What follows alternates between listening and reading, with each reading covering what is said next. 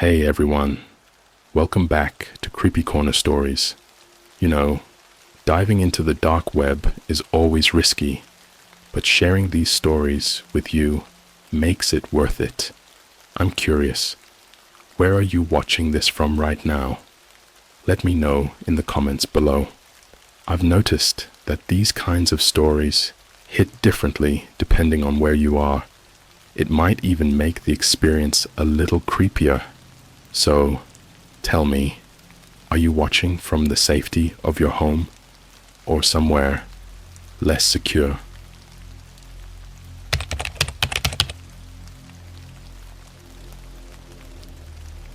I watched a dark web stream hosted by a famous YouTuber. They were smiling the whole time, but something about them felt wrong. Okay, so I don't know if I'm ready to post this, but here goes. I don't even care if people believe me, but if you've ever been tempted to go digging around on the dark web, please, don't. Just don't. I thought I was being edgy, doing something harmless, but what I saw will haunt me forever. Let me back up. I'm 21, just your average college student. Between classes, a part-time Starbucks barista gig, and binging YouTube late at night, I'm about as normal as it gets. But lately, I've been falling down these rabbit holes online. You know how you're just watching a few videos on conspiracy theories, and then suddenly the algorithm is throwing videos at you with titles like Dark Web Horror Stories or Creepiest Lost Internet Footage. I was all in for weeks. I loved that stuff. Hearing about unsettling websites, creepy forums, hidden subcultures. Eventually, I started thinking, how bad could it really be? All these stories about the dark web felt exaggerated. Like, yeah, maybe there are some shady things happening, but it's just another corner of the internet, right? Curiosity got the better of me, and I decided to check it out myself. Stupid, I know. A friend of mine, Max, told me about Tor browser and how you could use it to access hidden websites. He joked about it like it wasn't a big deal. Just don't buy drugs or assassins and you'll be fine, he said. Yeah, hilarious advice. So, I downloaded Tor on my laptop late one night, made sure I was on a VPN because apparently that's what you do, and started exploring. At first, it was honestly kind of boring. Most of the websites I found were dead links, weird forums with barely any activity, or sketchy marketplaces selling fake passports, or cures for cancer. I was about to give up when I stumbled across a forum called The Smiling Void. The logo was weird, just a pixelated yellow smiley face on a black background. There wasn't much to the site, just a simple message board and a pinned thread that read, "Live streams tonight. Don't miss the show." I hesitated. Something about it felt off. But then I saw the name of the host for the night stream, and I almost laughed out loud. It was someone I recognized. A YouTuber. Not just any YouTuber. This guy was huge. He's the kind of creator who's everywhere on social media. I'm not going to name names for reasons that'll make sense later, but think someone with, like, 20 million subscribers. He's the last person you'd expect to be associated with the dark web. His brand is all about positivity, daily vlogs, and challenges. But there he was, hosting something on a shady, anonymous forum. My curiosity overruled my common sense. I clicked the link.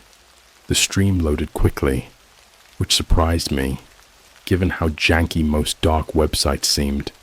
It was a plain setup, just a black screen with a timer counting down to the stream and a live chat going wild underneath. The comments were all over the place. Some were in English, but there were messages in other languages too. I caught phrases like, "Can't wait for the main event," and "He always makes it so special." I noticed something else. Weird.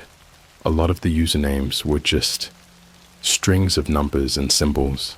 No profile pictures, nothing personalized. But some of them had huge follower counts, like tens of thousands, which didn't make sense for a random dark website. I glanced at the countdown. Less than 2 minutes. I debated leaving, but then the chat started flooding with messages like, "He's here," and "It's starting." My screen flickered, and the stream went live. The camera was set up in what looked like a normal living room. Bright, cheerful lighting. A couple of plants in the background. A flat-screen TV mounted on the wall. The kind of setup you'd see in any YouTuber's vlog. And then he walked in. The YouTuber. Let's call him Jake for now. Jake was grinning ear to ear, just like in all his videos. He had that same over-the-top enthusiasm that made him famous. "Hey, everyone. Welcome to another amazing show," he said, his voice practically buzzing with energy.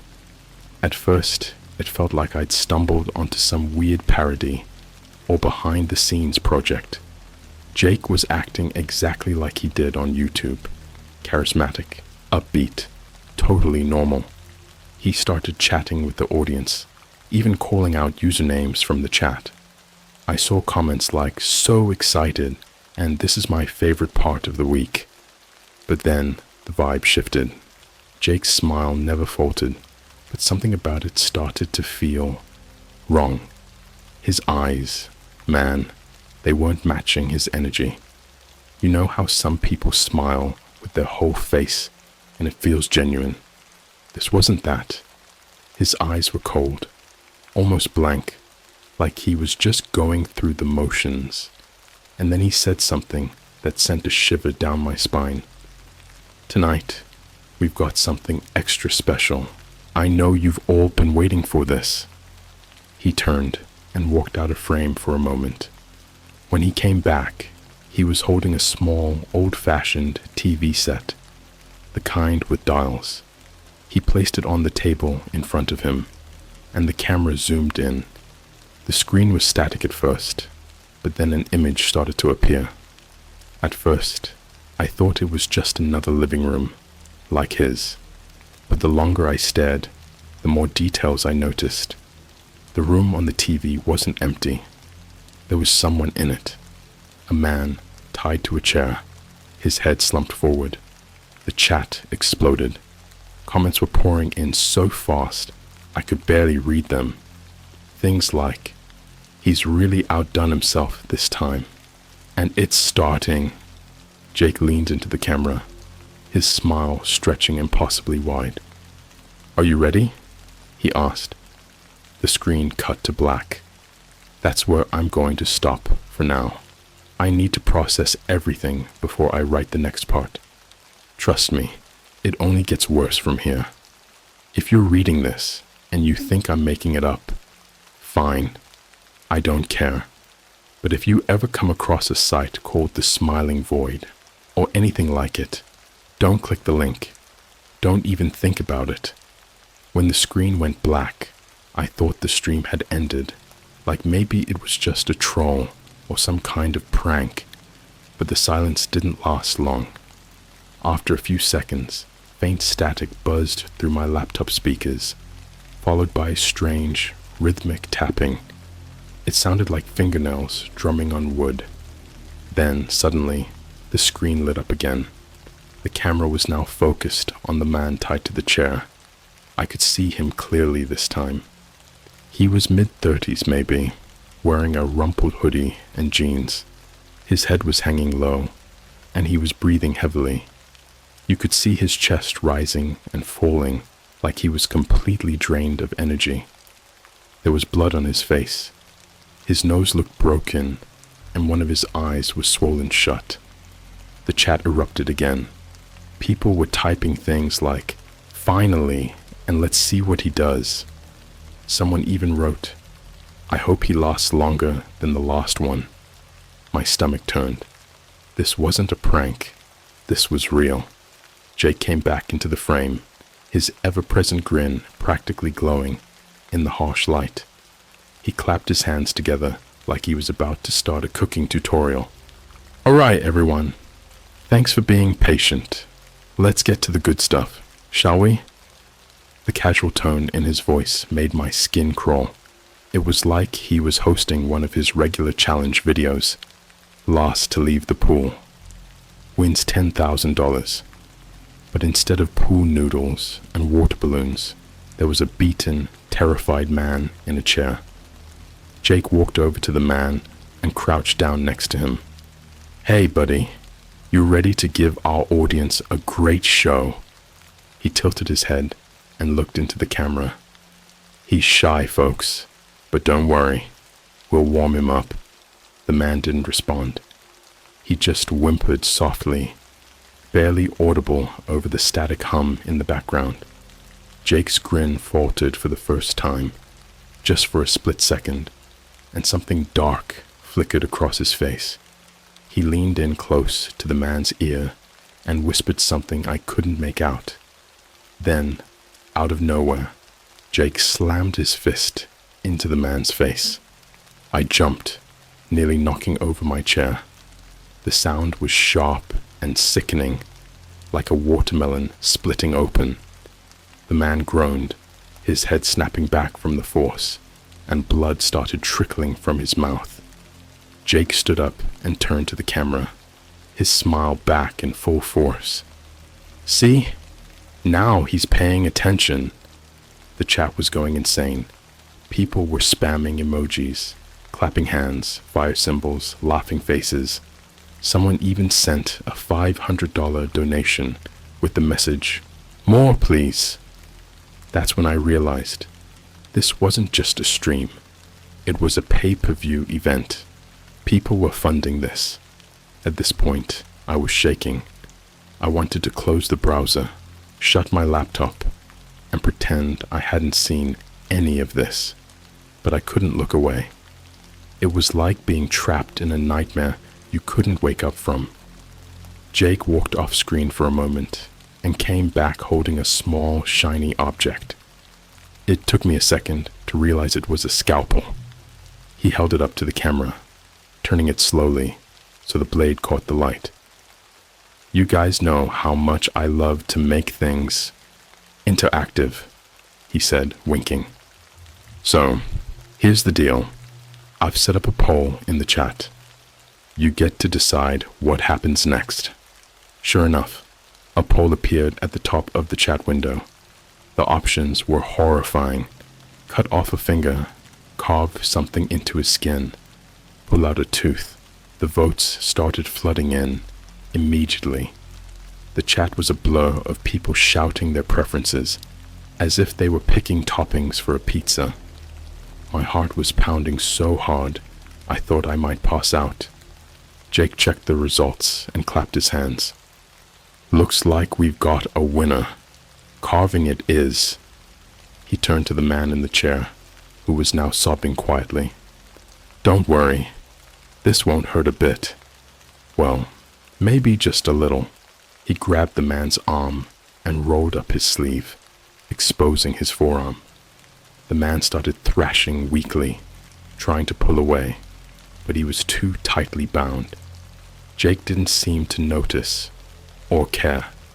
He just started humming a cheerful tune as he pressed the scalpel to the man's skin and began to carve. The camera zoomed in.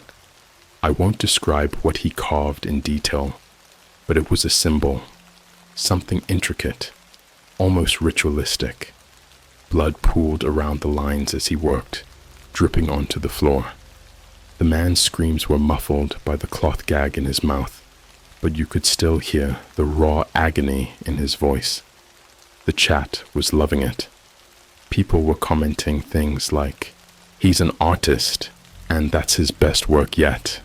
Someone even said, "I want to get that tattooed." That's when I noticed something weird. Jake's face was starting to change.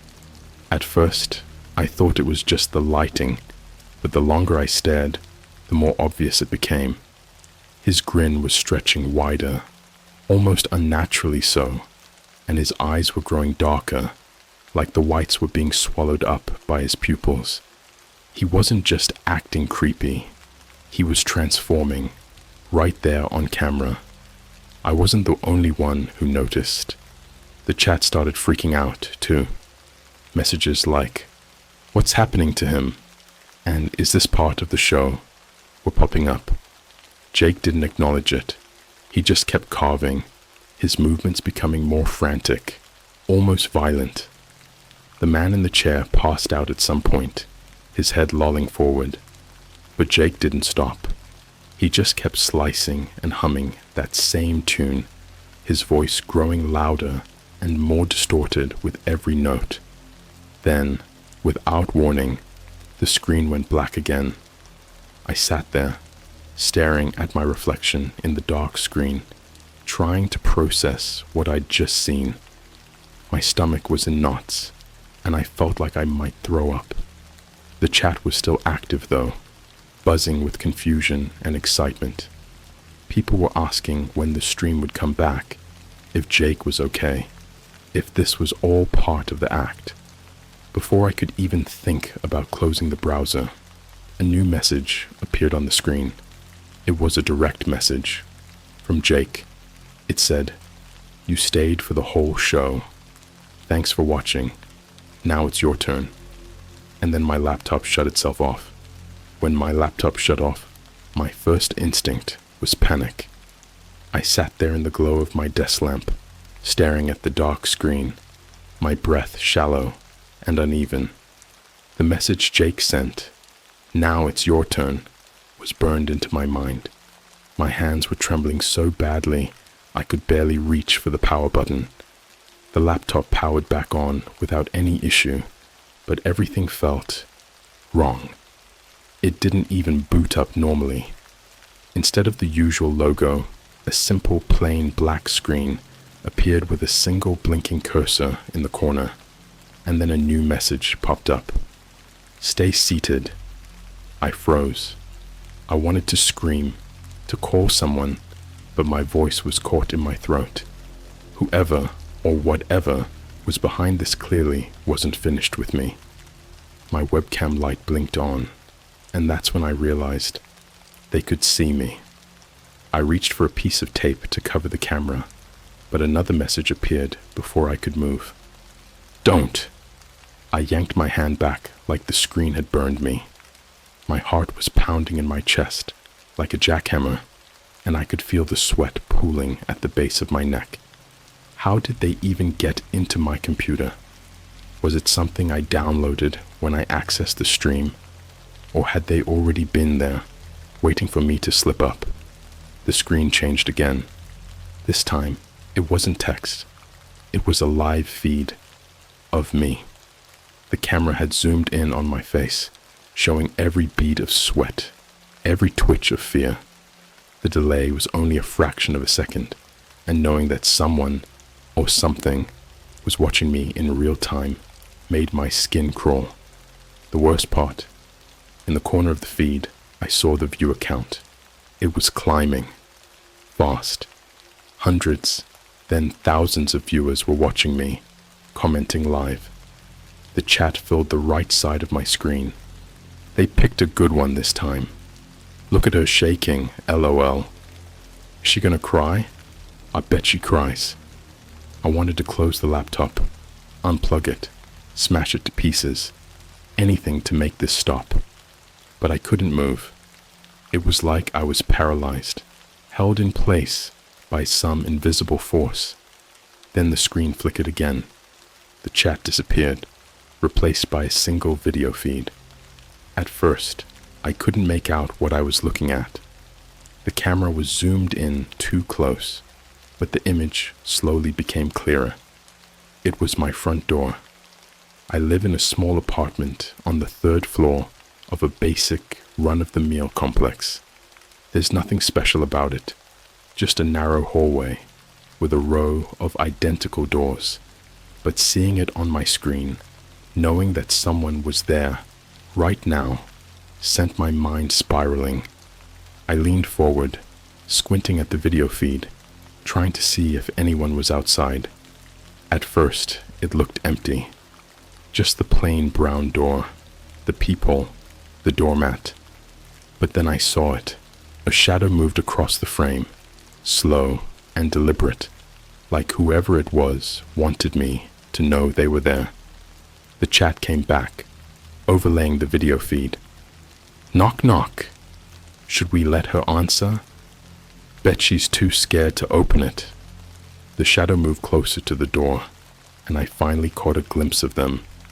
It was a man, tall and wiry, wearing a black hoodie with the hood pulled low over his face.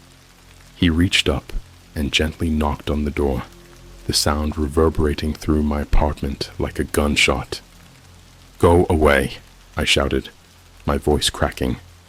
The knock came again, louder this time.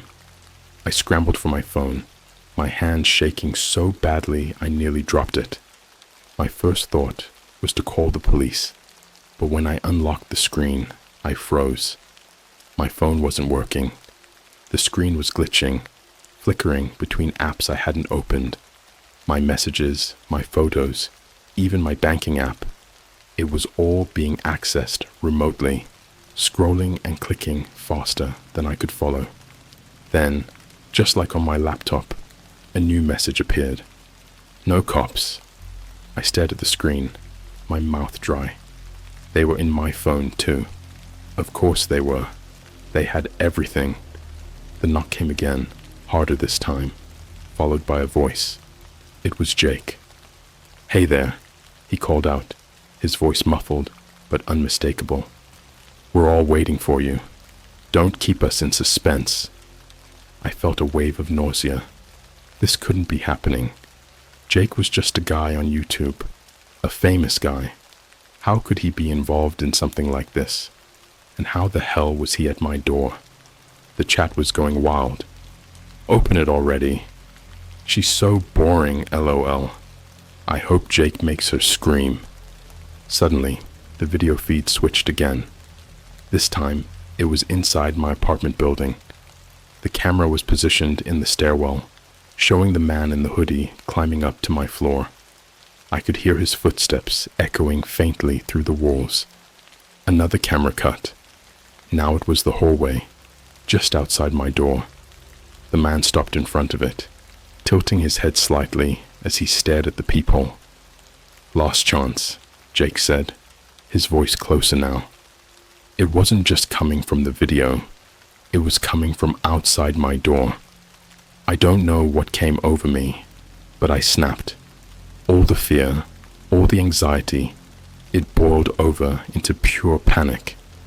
I grabbed a kitchen knife from the drawer and ran to the door, pressing my ear against it. Leave me alone, I screamed. The response was immediate. Another knock, so loud it rattled the frame, and then Jake's voice again, softer this time. We're not going anywhere. You're part of the show now. I looked back at my laptop. The viewer count was climbing again, now in the tens of thousands. The chat was going wild, spamming emojis and laughing. One comment caught my eye. This is my favorite part. The chase. Before I could react, the feed on my screen changed again. It wasn't the hallway anymore. It wasn't even my apartment. It was my bedroom. The camera was angled toward my bed, and sitting there, right in the center, was a small, old-fashioned TV set, just like the one Jake had used in the stream. I spun around, knife in hand, my heart racing. The bedroom door was open, but the lights were off. I could just make out the shape of the TV sitting on my bed, its screen flickering faintly. And then it turned on. Jake's face filled the screen, his grin wider than ever. His eyes were completely black now, inky voids that seemed to suck in all the light around them. Showtime, he whispered. The TV screen went static, and the last thing I heard before everything went dark was the sound of my front door creaking open. The second my front door creaked open, I felt like my entire body seized up. It was like I had been unplugged from my own nervous system. My breathing slowed, my muscles locked, and for a second, it was just me and the suffocating silence. Then, the faintest sound broke through. Footsteps, slow, deliberate, echoing on my hardwood floor. I gripped the knife tighter, trying to convince myself I could do something if it came to it. But who was I kidding? A guy like me against whatever was outside that door. I wouldn't last 2 seconds. Still, the knife felt like my only connection to reality, something solid I could cling to. The TV in my bedroom hummed louder now, a deep, vibrating static that made the air feel heavy. Jake's face was gone, but the screen wasn't empty. It was cycling through different feeds, live feeds. The first was of my kitchen. The man in the black hoodie was standing in front of my fridge, his back to the camera. He wasn't moving, just standing there, like he was waiting for something. The second feed was of the hallway outside my bedroom, empty for now, but the camera seemed to be creeping forward, like it was attached to something that was moving.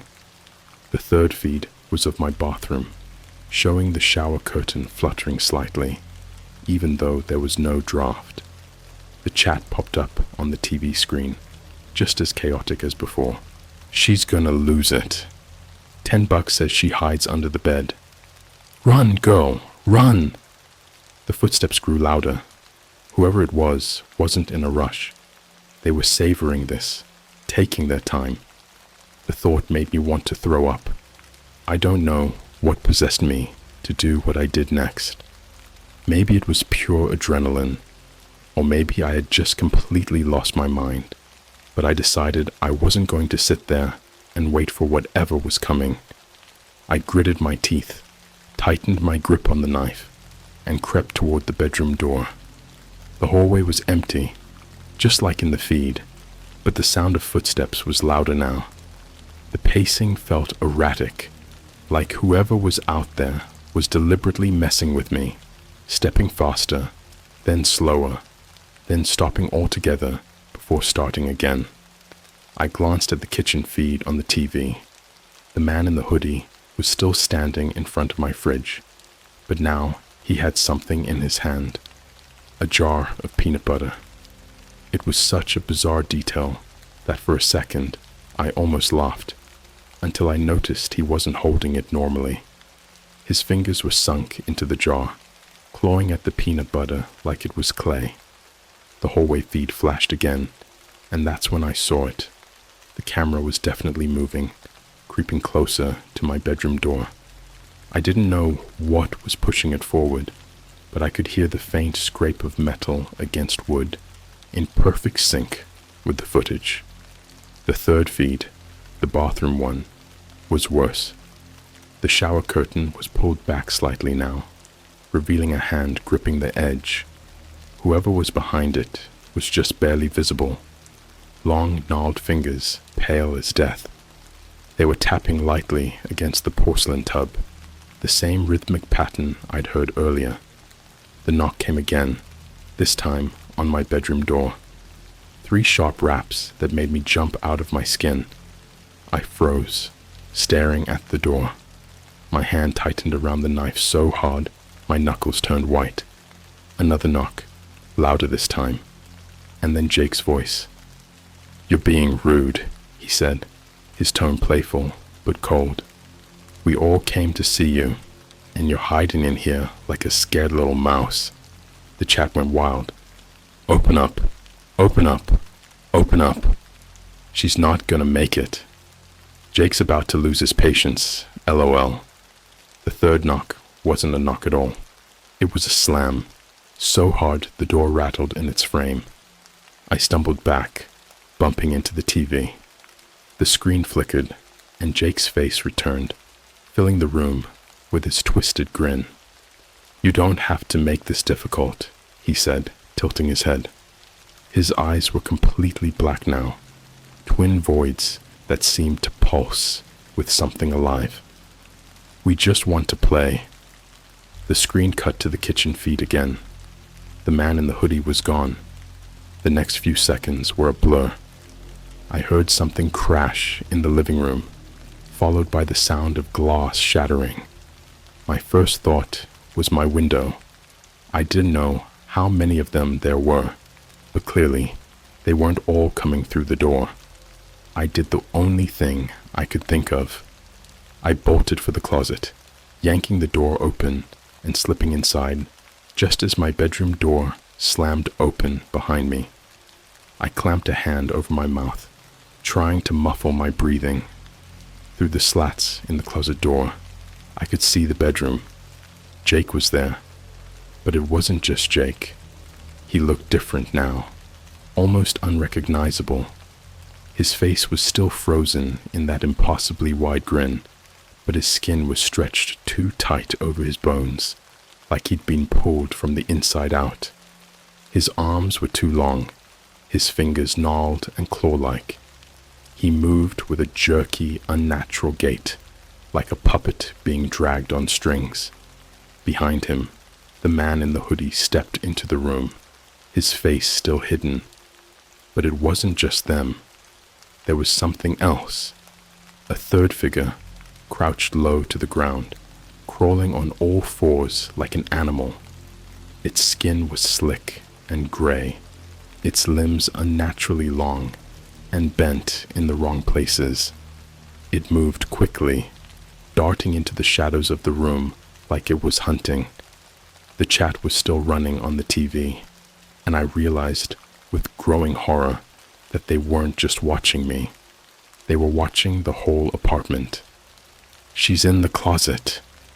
Get her, get her, get her. That thing under the bed is gonna grab her first." The creature under the bed. My blood ran cold. I hadn't even thought about it, but the bed was only a few feet from the closet. If something was under there. The crawling figure suddenly stopped, its head snapping towards the closet. I could see its face now, or what was left of it. Sunken eyes, jagged teeth, a gaping hole where its nose should have been. It sniffed the air, letting out a low, guttural growl. I pressed myself as far back into the closet as I could, biting down on my hand to keep from screaming. Jake's voice broke through the chaos. "You can't hide forever," he said, his tone sing-song and mocking. "We'll find you. We always do." The creature lunged at the closet. I don't remember what happened next. The last thing I saw was the closet door splintering apart, claws and teeth reaching for me. Then everything went black. When I woke up, I was alone. My apartment was destroyed. Furniture overturned, walls scratched to hell, glass everywhere. The TV was still on, but the screen was blank. My laptop was gone. My phone was fried. The screen cracked and unresponsive. The only thing left was a note, scrawled in black marker on the wall above my bed. "Thanks for playing." When I woke up, I thought for a moment that it had all been a nightmare, a vivid, horrifying nightmare. But then I sat up and saw the destruction around me. My apartment was unrecognizable. The couch was ripped apart, stuffing spilling out like entrails. Deep claw marks carved trails across the floor, up the walls, and even across the ceiling. My kitchen cabinets were open, dishes shattered everywhere, and my fridge door was swinging on its hinges. The note on my wall, written in black marker, "Thanks for playing." I couldn't stop staring at it. The words felt like they were burning into my brain, taunting me. I couldn't shake the feeling that I was being watched, even though I was alone. The air was thick, oppressive, and I swear I could hear faint whispers, like distant static. I stumbled to the front door, desperate to leave, to run, to do anything but stay here. But when I opened the door, I froze. The hallway wasn't my hallway. It was different. The walls were gray, cracked, and stained with something dark. The lights were flickering, casting long, distorted shadows that seemed to stretch toward me. At the end of the hallway, I could see a figure standing in front of the elevator, their back to me. It was Jake. But it wasn't Jake. Not anymore. I slammed the door shut and backed away, my chest heaving. This wasn't real. It couldn't be real. I turned to grab my phone.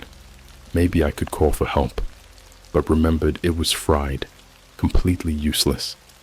My laptop was still gone, and the only thing left was the TV, which was somehow still powered on. The screen flickered to life, and once again, I saw a live feed of me.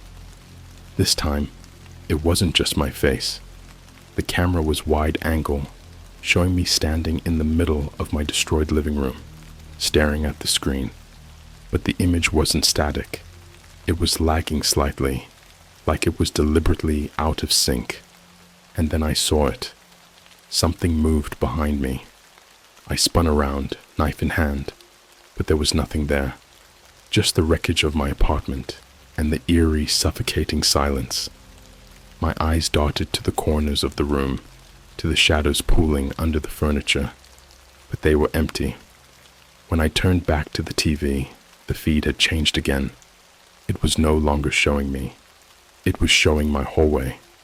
Jake was still standing there, but he wasn't alone anymore. The man in the hoodie had joined him, and something else was crawling along the floor. Something inhuman. Its limbs bent at impossible angles, its head lolling to one side, like it was broken. And then they started walking toward my door. The knocking started again. Not the slow, deliberate taps from before, but frantic pounding, so loud it echoed through the apartment. "Let us in," Jake's voice called, distorted and hollow, like it was coming through a broken speaker. "We just want to talk." I backed into the kitchen, clutching the knife, like it could actually protect me. My mind was racing. This wasn't happening. It couldn't be happening. I was losing my grip on reality, and I knew it. The pounding stopped abruptly, and for a moment, there was nothing but silence. Then, the whispers started. They were faint at first, barely audible over the sound of my own breathing, but they grew louder, overlapping, coming from every direction at once. I couldn't make out what they were saying, but they felt wrong, like they were burrowing into my skull, gnawing at my sanity. The lights in my apartment flickered and went out, plunging me into darkness. The only light now came from the TV, casting a sickly glow over the room. The feed on the screen changed again, showing my living room. But it wasn't empty. Jake was there. He was standing in the middle of the room, staring directly into the camera. His grin was wider than ever, splitting his face in two. His eyes were like twin voids, deep and endless, and I swear I could feel him looking through the screen, at me. "You've been a great audience," he said, his voice dripping with mockery. "But every show has to end." The feed zoomed in on his face, his grin stretching impossibly wide, his teeth sharp and jagged. Behind him, the shadows in the room started to move. They weren't just shadows, they were shapes, figures, dozens of them, crawling, slithering, writhing toward the camera. The whispers grew louder, blending into a deafening roar that filled my ears, my head, my entire being. I dropped the knife, clutching my ears, trying to block it out, but it was everywhere, and then everything stopped. When I opened my eyes, I was no longer in my apartment. I was in a room, small, dark, and empty, except for the old-fashioned TV sitting in the corner. The screen was blank, but I could hear the static humming softly. There was a single door in front of me, but no handle, just a small window, covered in dust and grime. I stumbled toward it, pressing my face to the glass, and what I saw made my blood run cold. It wasn't the outside world. It wasn't my apartment building. It wasn't anything I recognized. It was them. Jake, the man in the hoodie, the crawling thing, and countless others, all standing in a circle, staring up at the window. Their faces were distorted, twisted into expressions of pure malice. Jake stepped forward, tilting his head as he looked at me through the glass. "Welcome to the next level," he said, his voice echoing in the empty room. "You're one of us now." The TV crackled to life, and the screen filled with a new feed. It was my face, staring back at me in real time. Below it, the chat was already filling with comments. "She looks scared, LOL. When does the fun start? This is going to be a good one," I screamed, pounding on the walls. But it didn't matter. The camera was watching me. They were watching me. And I knew deep down that the show was far from over. The stream never ends.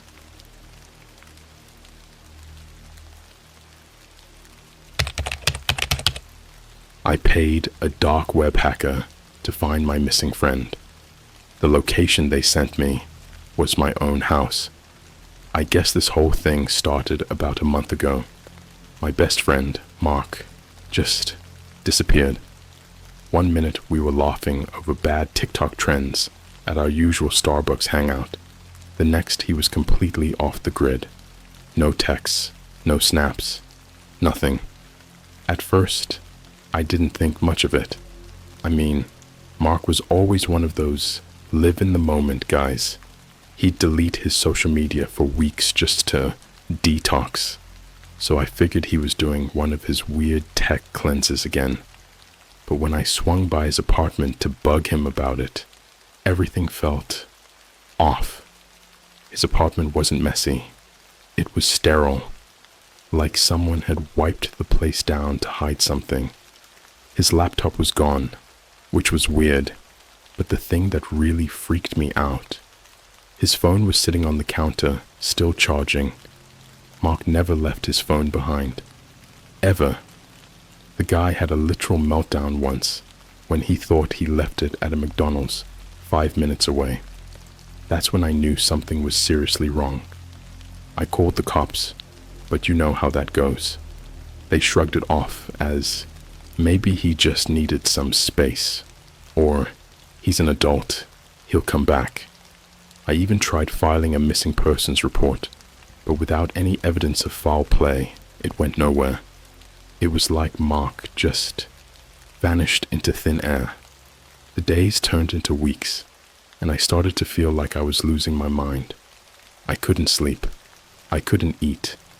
Every time my phone buzzed, my heart would jump, thinking maybe, just maybe, it was Mark finally responding, but it never was. That's when I did something stupid, like dark web stupid. You ever heard of the dark web? Not the regular internet we all use, but the sketchy underbelly of the internet, where you can apparently buy anything from fake passports to, I don't know, human kidneys. I'd seen enough late-night YouTube horror stories to know it was a bad idea, but I was desperate. There was this forum I stumbled onto called The Abyss. Yeah, real original, I know. People on there claimed they could help you find anything for a price. I created an anonymous account and posted a thread looking for someone willing to pay. I figured it would take hours, maybe days, to get a response, but nope. Within 5 minutes, I got a private message from someone called Cypher. Their profile picture was just this black and white symbol that looked like a cracked mask. Creepy, right?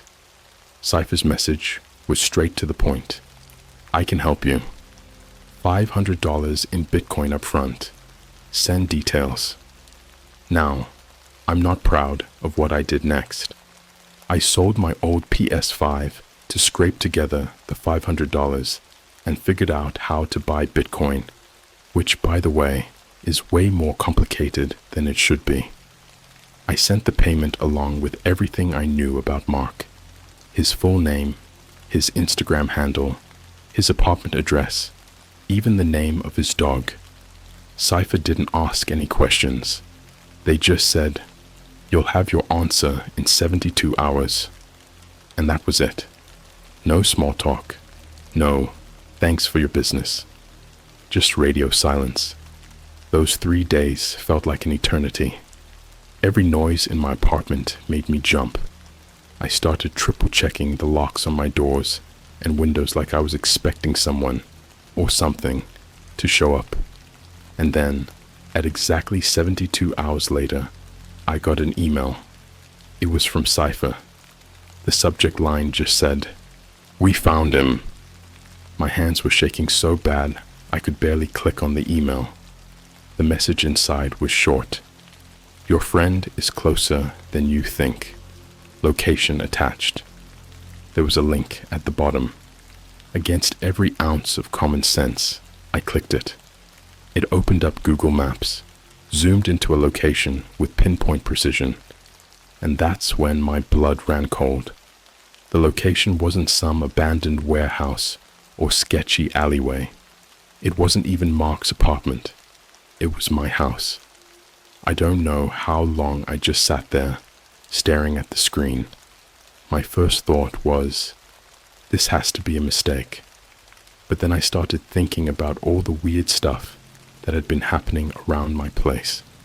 The strange noises at night that I chalked up to the building settling. The feeling that someone was watching me when I walked through the hallways.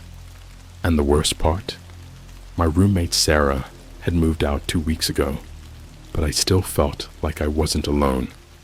I wanted to laugh it off, tell myself it was just some sick joke, but the longer I stared at that pin on the map, the more it felt real. Like Cypher wasn't guessing, like they knew something I didn't. That's when I heard it. A soft tap, tap, tap coming from the other side of my bedroom wall. At first, I thought it was just my neighbor. Thin walls, you know. But the tapping didn't sound random. It was steady, deliberate, like someone wanted me to hear it. I stood up, heart pounding, and pressed my ear against the wall. The tapping stopped. I was about to chalk it up to my imagination when my phone buzzed. Another email from Cypher. This time, there was no subject line, just one word in the body. Run. The moment I saw that word, run, I froze.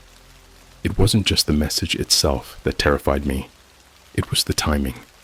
How did Cypher know? Were they watching me? Listening? My brain was running 1,000,000 miles an hour, trying to figure out what to do. Every horror movie cliché was screaming at me to get out of the house, but my legs wouldn't move. It was like my body and brain were in two completely different places. Then, the tapping started again. Number not just tapping anymore. Scratching. It was faint at first, like nails lightly raking against the drywall, but it was there, clear as day, and it was coming from inside my bedroom wall. For a moment, I thought I might pass out, but the adrenaline kicked in just enough to get me moving. I grabbed my phone, turned on the flashlight, and started scanning the room like some idiot in a found footage movie. "Mark," I whispered, my voice barely audible. It sounded stupid the second it left my lips, but what else was I supposed to say? I mean, who or what could possibly be inside my walls? The scratching stopped. I don't know why, but I felt this compulsion to get closer to the wall. Maybe I thought I'd hear something, breathing, movement, anything that would tell me what was going on. My heart was pounding so hard I could feel it in my throat as I pressed my ear against the cold plaster.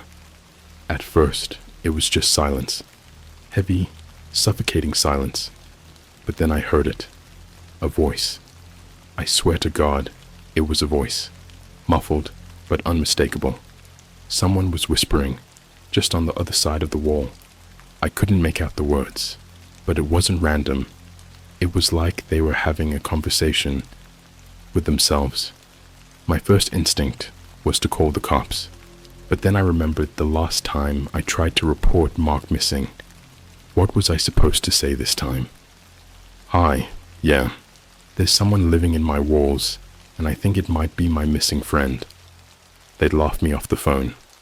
So instead, I did the next logical thing. I grabbed the baseball bat I kept under my bed and started pounding on the wall. "Who's in there?" I shouted, my voice cracking. "Mark, is that you? Say something." No response, just silence. But then I noticed something that made my stomach drop. Right where I'd hit the wall with the bat, there was a crack, small, but enough to see through. And behind the drywall, darkness. Not the wooden beams and insulation you'd expect, but an empty, hollow space. I don't remember making the decision to tear the wall open, but the next thing I knew, I was going at it like a madman. The bat wasn't enough, so I grabbed a claw hammer from the kitchen and started ripping chunks of plaster away, piece by piece. Dust filled the air, making it hard to breathe, but I didn't care. I had to see what was in there, and then I did. At first, I thought it was just a hole, a hidden crawl space or something, but when I shone my flashlight inside, I saw a room, a whole room, wedged between my bedroom and the apartment next door. It was tiny, maybe 6 feet by 6 feet, with walls covered in dirty yellowed wallpaper that looked decades old.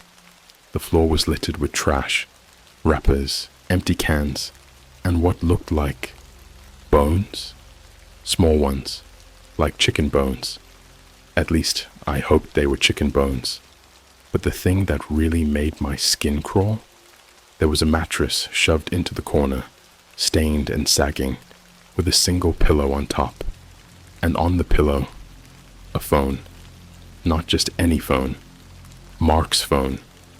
I don't know how long I stood there, staring at that disgusting little room. My flashlight shook in my hand as I slowly leaned in closer, my mind racing with questions. Who the hell had been living in there? How long? And most importantly, where were they now? I was so focused on the room that I almost didn't hear the faint creak behind me. Almost. I spun around, my flashlight catching something or someone in the corner of my eye. It was just for a split second, but I swear I saw a figure dart out of my bedroom doorway and into the hall. Tall, thin, moving faster than any person should be able to. I dropped the flashlight. For a few terrifying moments, I was plunged into darkness, scrambling to grab it off the floor.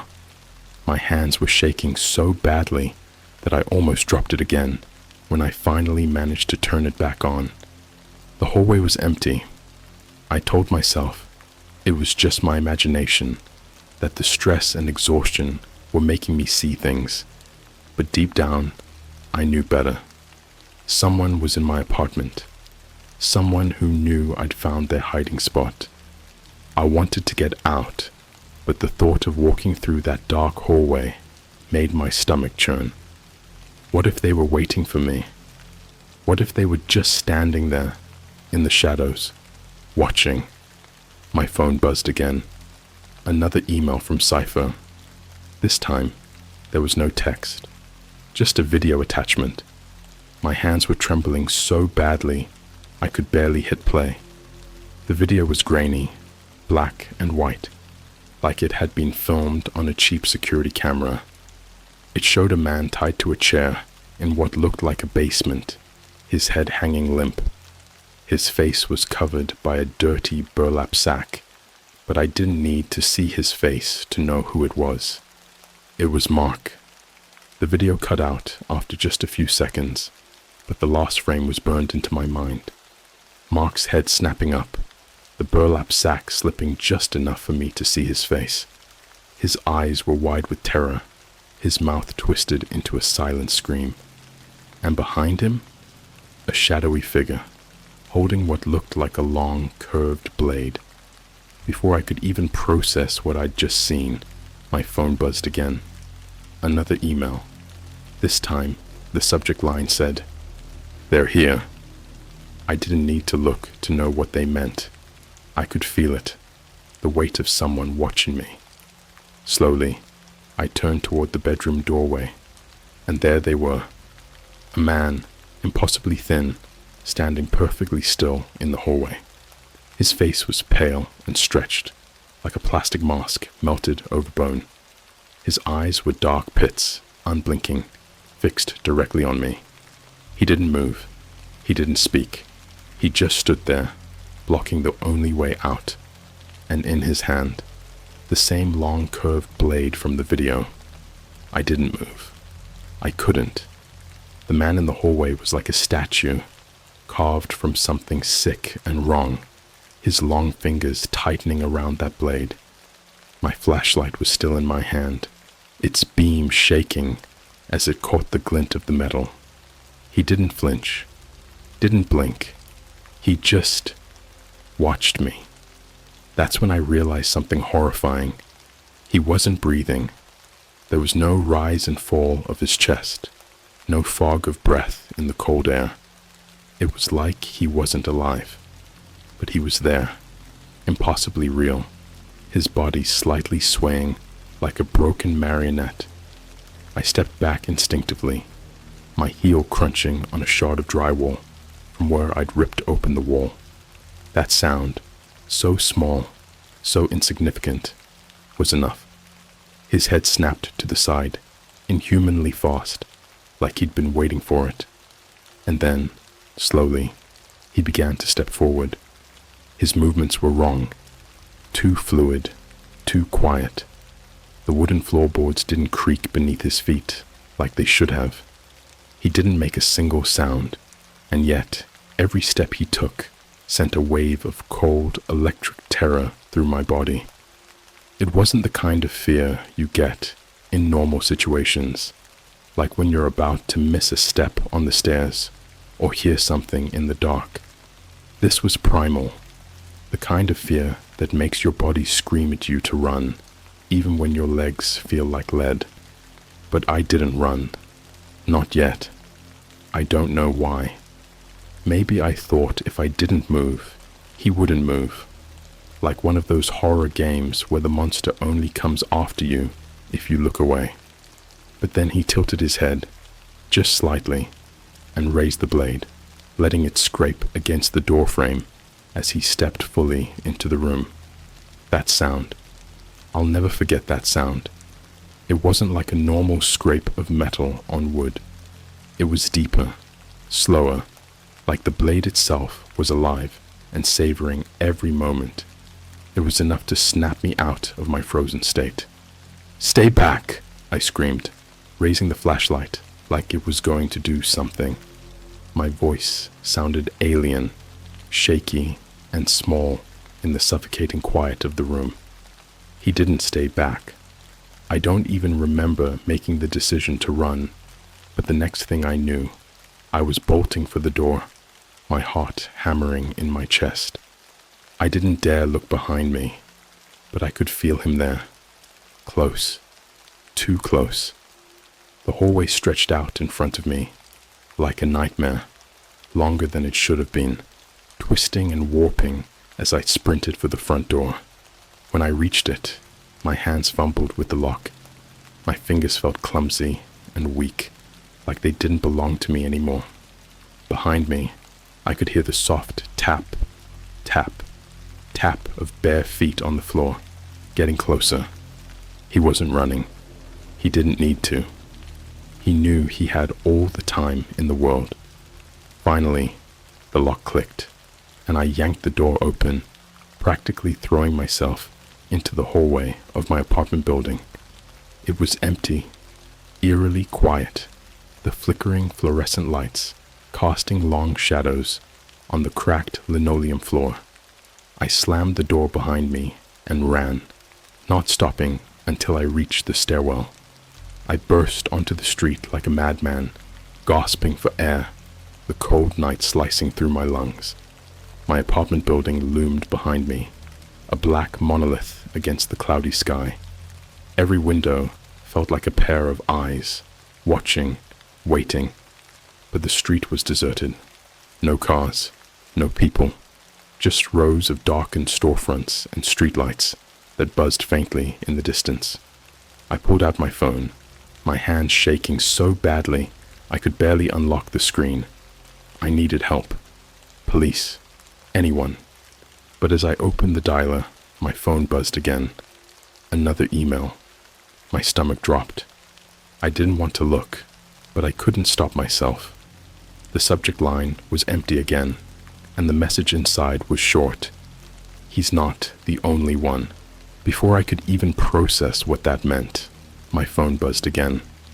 This time, it wasn't an email. It was a video call. The number was hidden, of course. Just a blank screen with the answer and decline buttons. I hesitated for half a second before answering, my breath hitching as the screen flickered to life. It was the room. That room. The one I'd found inside my wall. But now, it was filled with more than just trash and a mattress. There were things moving in the shadows, crawling on all fours like animals. Their shapes were twisted and wrong, their limbs bending in ways that didn't make sense. And in the middle of the room, tied to the chair, was Mark. He wasn't screaming anymore. He wasn't moving at all. His head lolled forward, blood dripping from his mouth and pooling on the floor. But the worst part, his eyes were open, wide, glassy, and unblinking, staring directly at the camera. I wanted to scream, to throw the phone, but I couldn't look away. The camera started to pan slowly, shakily, like whoever was holding it had no idea how to use it properly. The creatures in the background hissed and clicked, their hollow black eyes fixed on Mark's lifeless body. And then the camera stopped, focusing on something written on the wall. It wasn't there before. I was sure of it. But now, scrawled in what looked like blood, were the words, "He belongs to us." I couldn't breathe. My chest felt tight, like the air had been sucked out of the world. My vision blurred, tears streaming down my face as I tried to process what I was seeing. But before I could do anything, the camera panned again, this time toward a doorway on the far side of the room. It was open, leading into a dark corridor that looked far too familiar. My apartment. The feed cut out, leaving me staring at my own horrified reflection in the black screen of my phone. My heart was pounding so hard, I thought it might burst. I wanted to believe it was all some sick joke, but I couldn't. Not after everything I'd seen. Not after everything I'd felt. I stood there on the empty street, clutching my phone like it was a lifeline, when I heard it. A sound that made my blood turn to ice. The scrape of metal on concrete. Slowly, I turned around. He was there, standing under the flickering streetlight, the curved blade in his hand dripping with something dark. He wasn't alone this time. Behind him, stepping out of the shadows, were others. Men, women, children, thin and pale, their eyes hollow and lifeless. They moved like puppets, jerking and twitching as they spread out, cutting off every escape route. The man with the blade tilted his head, and for the first time, I heard his voice.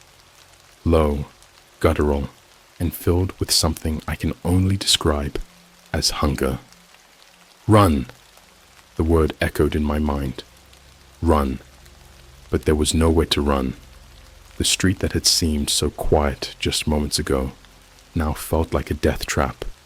The pale figures were stepping closer, their twisted bodies illuminated in brief flashes by the flickering streetlight.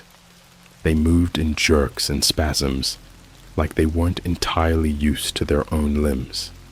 Some of them crawled, their joints bending backwards, while others shambled upright, their heads twitching as if listening to some sound I couldn't hear.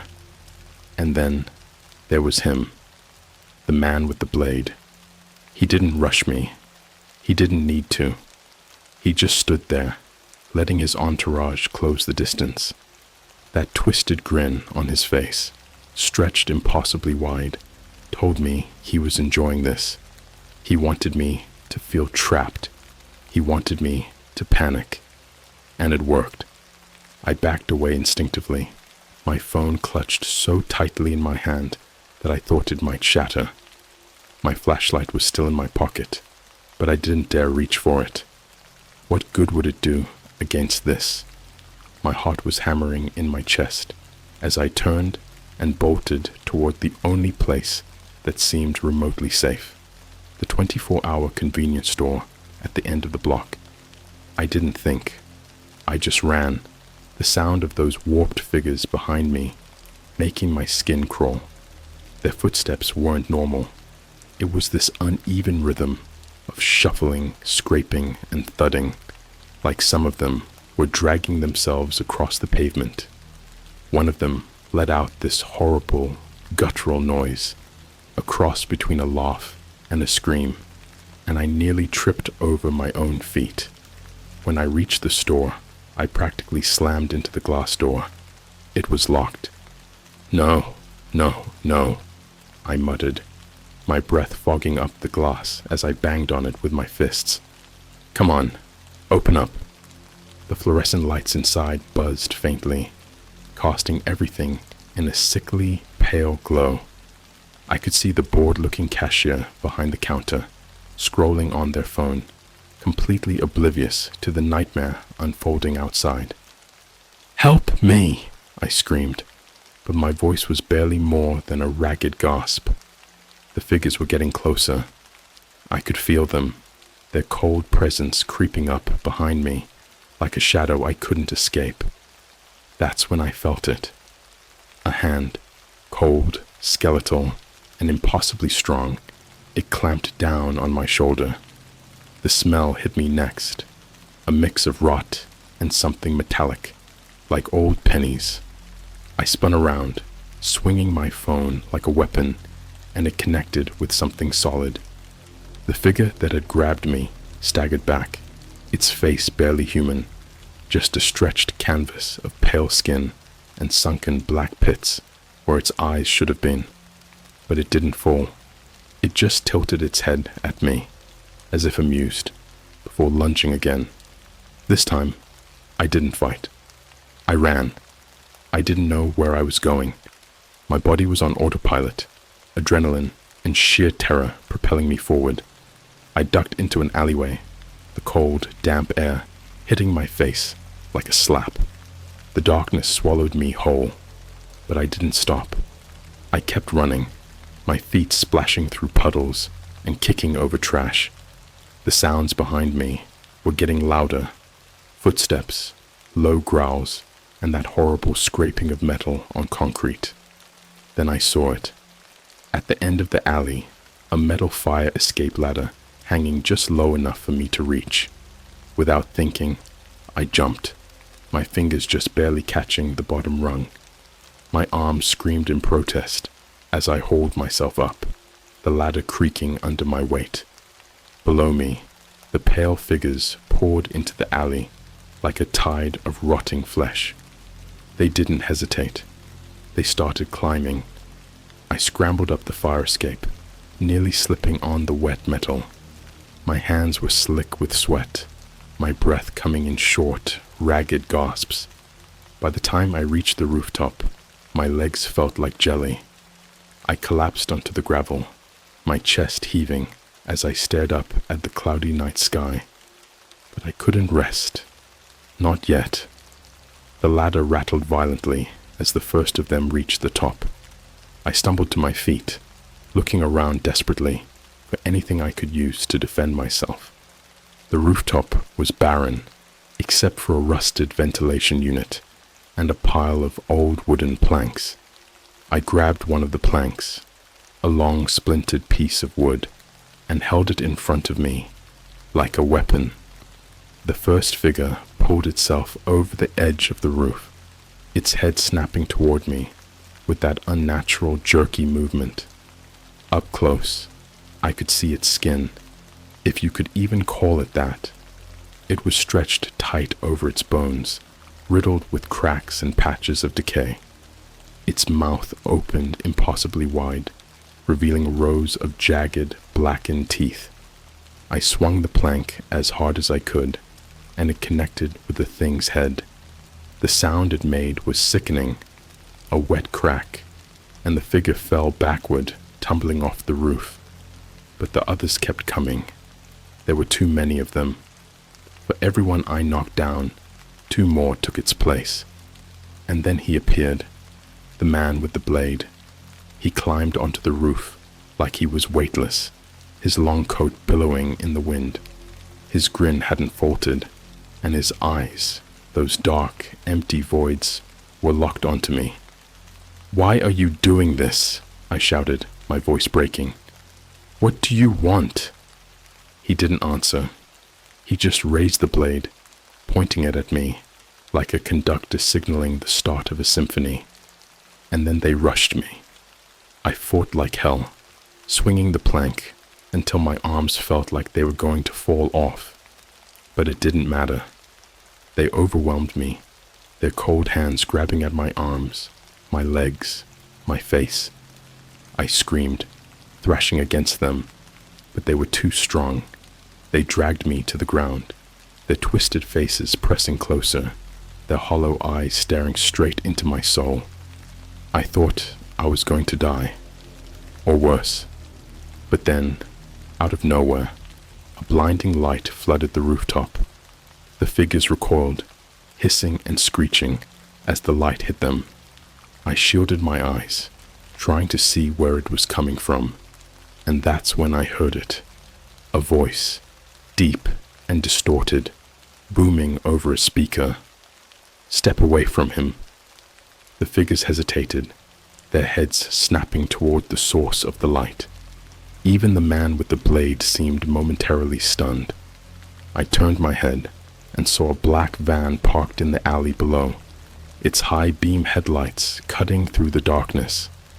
The back doors were open, and a figure was standing there, holding what looked like some kind of weapon, a rifle, but not like any rifle I'd ever seen.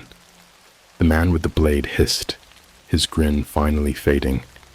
He turned to me one last time, his dark eyes burning with something I couldn't quite place.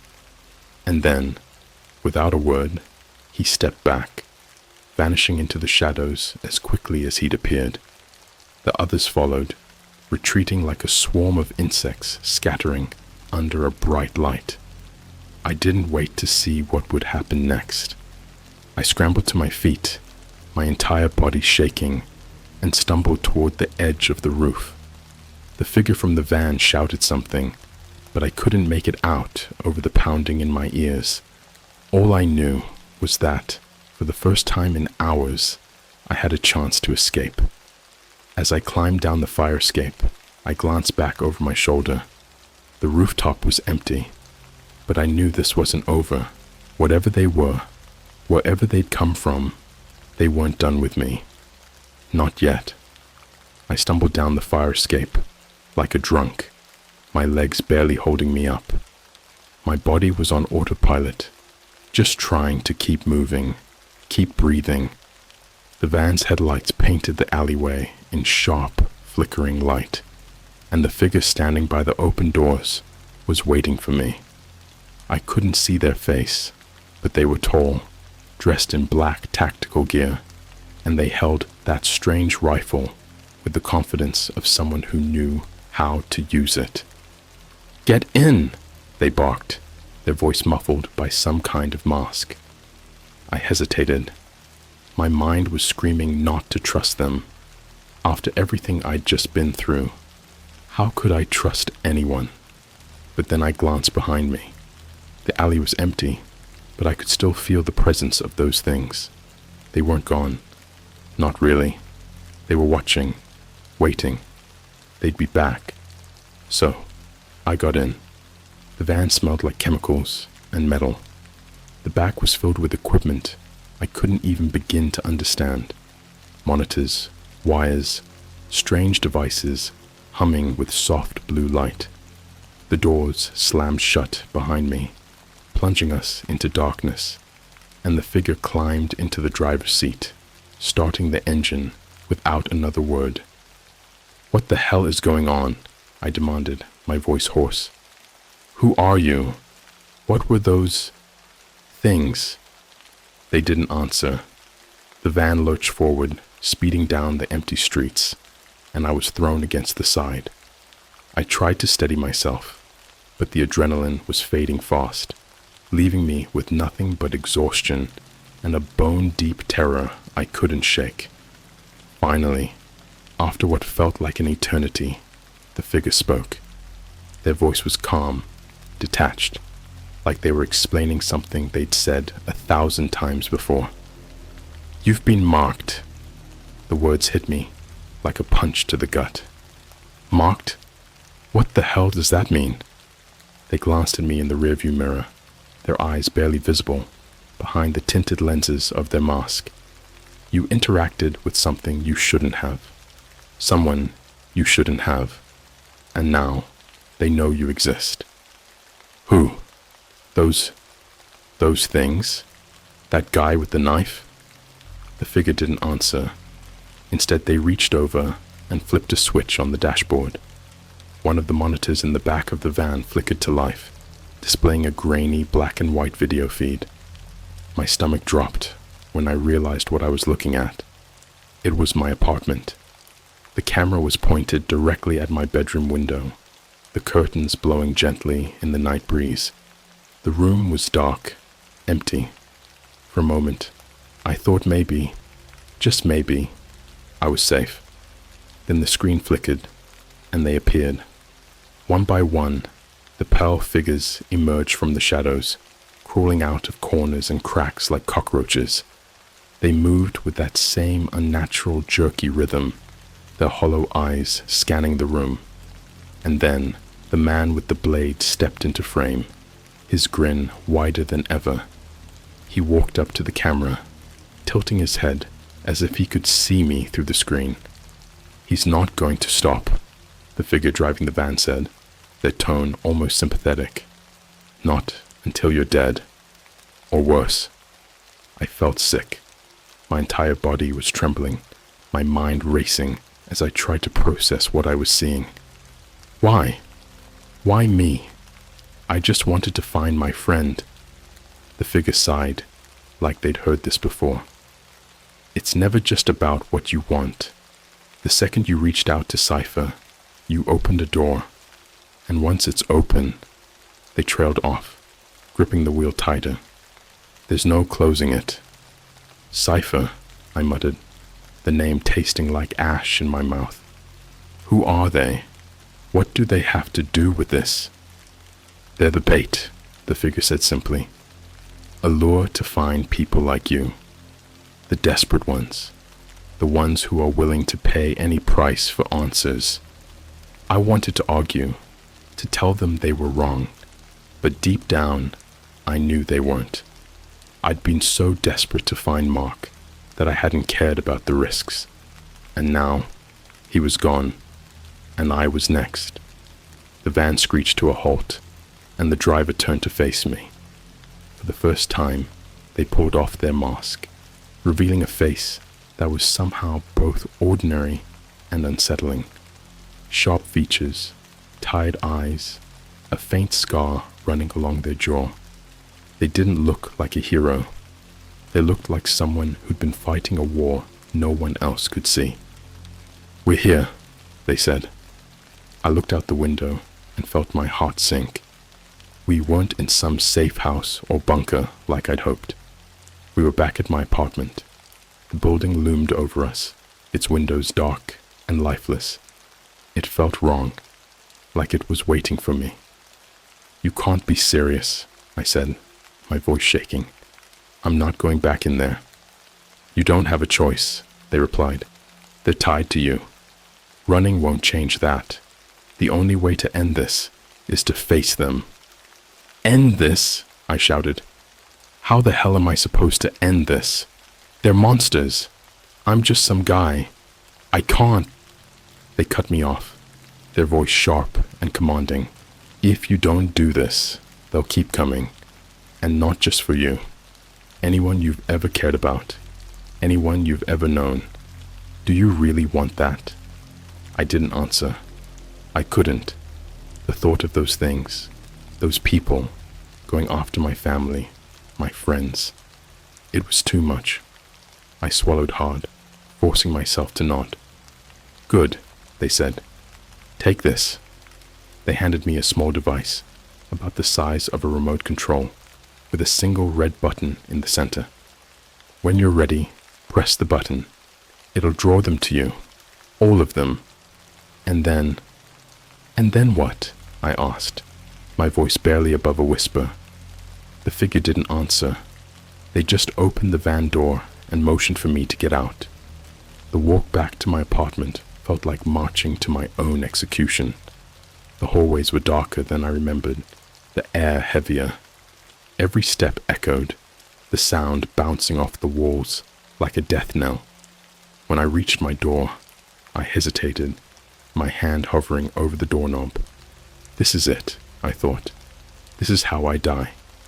I took a deep breath, pushed the door open, and stepped inside. The apartment was silent. Too silent. The kind of silence that wraps around you, smothers you. The door closed behind me with a soft click, and I was alone. Or so I thought. The device in my hand felt like it weighed 1,000 pounds. My thumb hovered over the red button, trembling. I wanted to press it, to get this over with, but I couldn't bring myself to do it. Not yet. Then I heard it. The tapping. Soft at first, barely audible, but it was there, coming from the walls, the floor, the ceiling, surrounding me. I closed my eyes, whispered a silent prayer, and pressed the button. The noise was deafening, a low, guttural hum that seemed to come from everywhere at once. The lights flickered, then died, plunging the apartment into darkness. I could feel them before I saw them. Cold, wet, rotting hands brushing against my skin, pulling at my clothes. Their whispers filled the air, unintelligible, but filled with malice. And then he appeared. The man with the blade stepped out of the shadows, his grin wider than ever. He didn't speak. He didn't need to. His eyes said everything. This is the end. But it wasn't. At the last second, I pulled the device from my pocket and hurled it at him. It exploded in a blinding flash of light, and the figure screamed, an awful, inhuman sound that made my ears bleed. The man with the blade staggered, his grin faltering for the first time. And then they were gone, all of them, like they'd never been there. I collapsed to the floor, gasping for air. The apartment was silent again, but it wasn't the same. It felt empty, like something had been ripped out of it, leaving behind a void. I don't know how long I sat there, staring at the spot where the man with the blade had stood. Eventually, I got up, grabbed what little I could carry, and left. I didn't look back. That was 3 days ago. I've been staying in a motel, keeping the lights on 24/7. I haven't slept. I haven't eaten. I'm afraid to close my eyes, afraid that when I do, I'll see him again, because I know it's not over. Not really.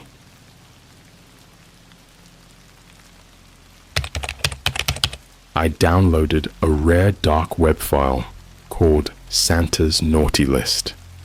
My name was on it, and the comments said, "Prepare yourself." Alright, let me just preface this by saying I wasn't looking for trouble. Like, I wasn't one of those thrill seekers who browse the dark web for kicks, looking for the creepiest, most messed up stuff they can find.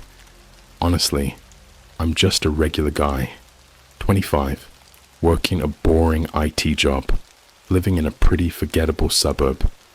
My idea of excitement is ordering extra McNuggets from McDonald's and binge watching crime documentaries. But this started as one of those stupid late night decisions you think is harmless. But trust me, it wasn't. It all started last week, after I got off a midnight Reddit scroll binge. I was going through r/conspiracy and r/no sleep. Ironic, I know, because I was too wired to sleep. That's when I stumbled upon this post in some obscure thread about dark web Christmas myths. It was honestly hilarious at first. The OP had posted this grainy screenshot of what they called Santa's naughty list, claiming it was some ultra-rare file floating around the dark web.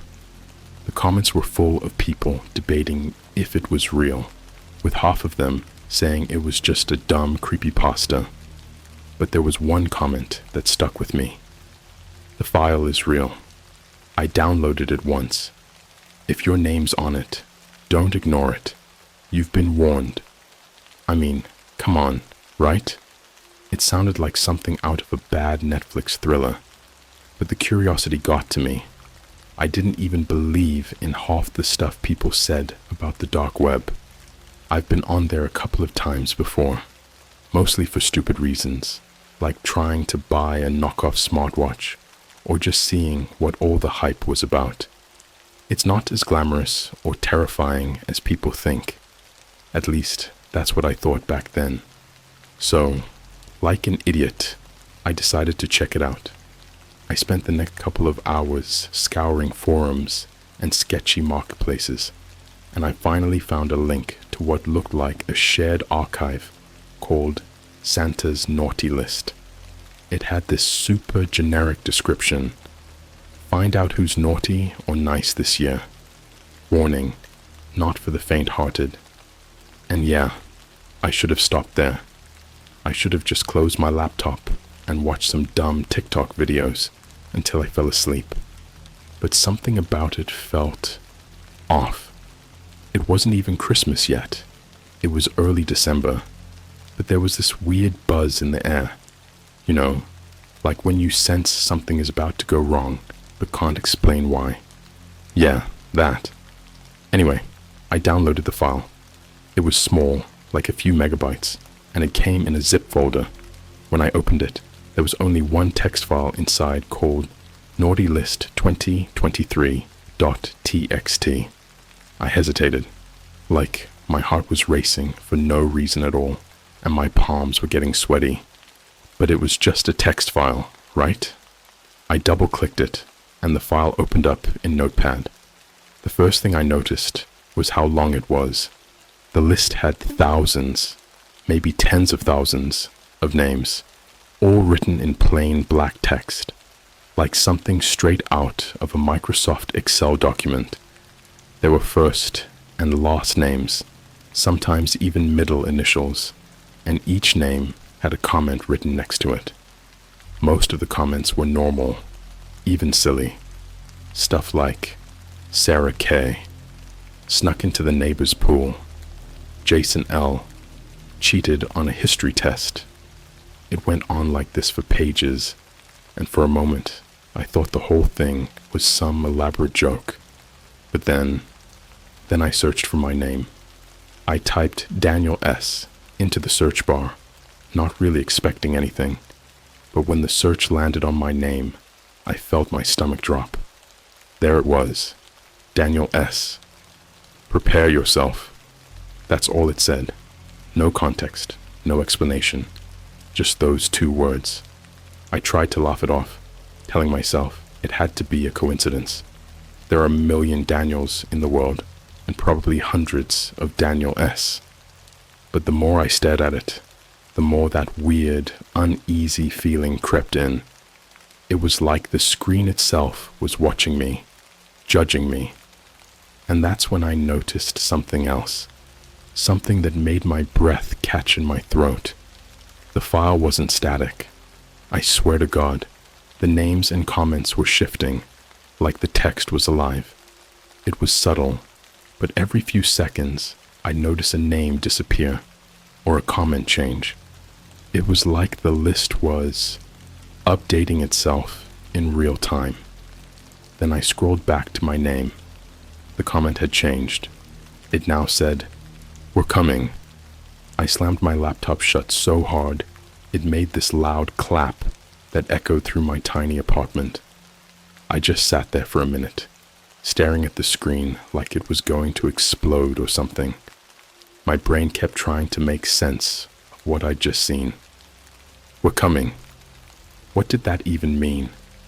Was this some kind of prank? A virus, maybe? You know, one of those creepy scripts designed to freak you out before dumping malware onto your computer. Yeah, I wanted to believe that. I needed to believe that. But deep down, I knew something was seriously wrong. I decided to power off my laptop. I know, real genius moved there, but I didn't know what else to do. As soon as I reached for the power button, though, the screen flickered back to life. On its own. I swear, I didn't touch it. It was just back. But it wasn't my desktop this time. The screen was completely black, except for one thing. A blinking red cursor in the center. It reminded me of those old terminal programs, like something out of a hacker movie. Then, without warning, words started appearing on the screen, letter by letter, like someone was typing them out in real time. "Running won't help, Daniel." I froze. My chest tightened, and my breathing went shallow. How the hell did this thing know my name? I hadn't even entered it anywhere online. Not in any of the forums. Not in the dark web search. Nothing. It wasn't like I was logged into my Google account or anything. My laptop was a junker I'd bought off Craigslist, and I barely used it for anything other than side projects. There was no way anyone could know it was me. I tried pulling the plug out of the wall, but the screen stayed on. Yeah, you read that right. The laptop wasn't even connected to the power anymore. My heart was pounding so hard, I thought it might break through my chest. Then more words appeared. "We gave you a warning. You didn't listen. Prepare yourself." And just like that, the screen went black again. Completely dead this time. No cursor, no flicker, nothing. I grabbed the laptop and shoved it under my couch like it was some cursed artifact. I know, not the most logical thing to do, but I didn't want to look at it anymore.